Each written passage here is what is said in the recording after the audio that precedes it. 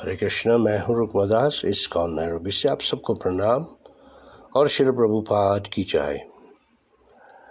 तो आज हम श्रीमद् भागवतम से एक श्लोक लेंगे।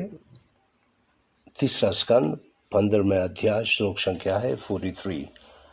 तस्या अरविंद नायनस्य पदारविंद किंजल्क मिश्र तुलसी मकरंद वायु।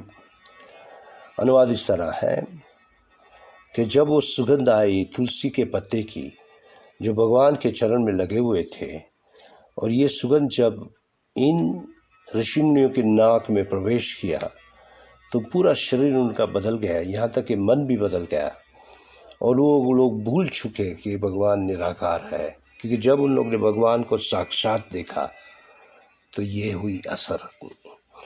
तो आज भी लोग, बहुत ज़्यादा लोग कहते हैं कि भगवान का रूप हो ही नहीं सकता, निराकार होता है भगवान, मगर इस श्लोक में साबित करता है कि भगवान का रूप है। तो ये ऋषि मुनि कौन थे? ये ब्रह्मा के 4 पुत्र जो एक बार वैकुंठ में प्रवेश करने को जा रहे थे, और आपको बताया कि 6 द्वार तो पास कर चुके थे। आखिरी द्वार में अंदर जाने के लिए जय विजय ने रोका कि देखा ये छोटे छोटे बच्चे, क्योंकि दिखने में 5 साल के थे, तो सोचा कि ये कैसे अंदर जा सकते हैं, और शायद इन लोग में बुद्धि ज़्यादा नहीं है। तो ये ऋषि मुनियों ने उन लोग को शाप दे दिया, क्योंकि आज भी अगर वो देखो तो 5 साल से उन लोग की आयु बड़ी नहीं है, असल में वो लाखों लाखों साल बड़े हैं उम्र, मगर कुछ आशीर्वाद से बोल उन लोग की आयु बढ़ती नहीं है। तो पहले भी नारद मुनि जब उसको उन लोग को पूछा था कि आप किसकी उपासना करें, बोलते हम निराकार की उपासना करते हैं, और जब हम ओमकार का जप करते हैं तो ये हमें तेज ही तेज दिखता है और बहुत आनंद महसूस करते हैं। तो नारद मुनि ने कहा कि ये तेज का कारण तुम्हें जानना है? तो बोलते हैं हाँ। तो उस समय नारद मुनि ने उन लोग को मूर्ति दी थी भगवान श्री कृष्ण की, कि देखो ये है, ऐसा व्यक्ति है जिसमें से सब कुछ आता है।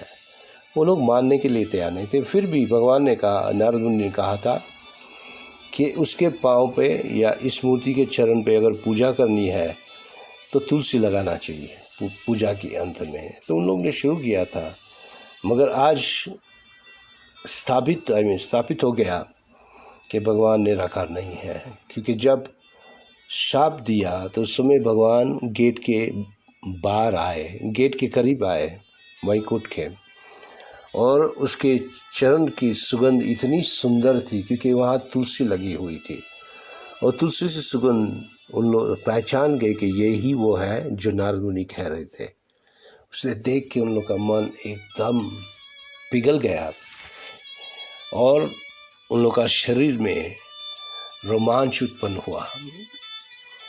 तो हमें ये नहीं सोचना चाहिए कि भगवान निराकार है, एक्चुअली भगवान का आकार है, और सबसे सुंदर व्यक्ति है वो है भगवान श्री कृष्ण, या कभी कभी नारायण भी कहते हैं, वही सेम व्यक्ति है। तो ये जो भगवान कृष्ण है निराकार नहीं है, उसका आकार है। जैसे कि हमारे पिता का भी आकार है, इस तरह हमारे पिता का पिता का पिता का सबके पिता का पिता जो है भगवान श्री कृष्ण, वो निराकार नहीं है, उनमें से ही सब कुछ आती है। तो ये है संबंध तुलसी का और भगवान का। इसलिए हम हर पूजा के अंत में या भोग में भी हम तुलसी इसलिए लगाते हैं कि भगवान को बहुत प्रिय है, और हमेशा भगवान कृष्ण के चरण में तुलसी होती है। और जैसे ये श्लोक कह रहा है कि उसकी जो सुगंध आने से ही उन लोगों का शरीर पूरा बदल गया। तो हमें याद रखना चाहिए कि जब हम कृष्ण को मिलेंगे तो हमें ये सेम एक्सपीरियंस होगा कि तुलसी की स्मेल पहले आएगी, सुगंध, और पता चल जाएगा यही है कृष्ण, और यही है कृष्ण, ये शास्त्र का प्रमाण है। इसलिए हमारी पूजा में भगवान श्री विष्णु को हमेशा तुलसी लगाई जाती है, किसी और को नहीं लगाई जाती है। तुलसी लगाने से हमारी पूजा कंप्लीट कही जाती है। भोग लगाते हुए अगर तुलसी नहीं होती तो भगवान कहते हैं मैं ग्रहण नहीं करता। तो जैसे कल हमने कहा था कि तुलसी लगा के भोग लगाना चाहिए, इसी तरह पूजा के अंत में भी तुलसी लगानी चाहिए। हरे कृष्ण। शुभ दिन बीते भगवान श्री कृष्ण के स्मरण में।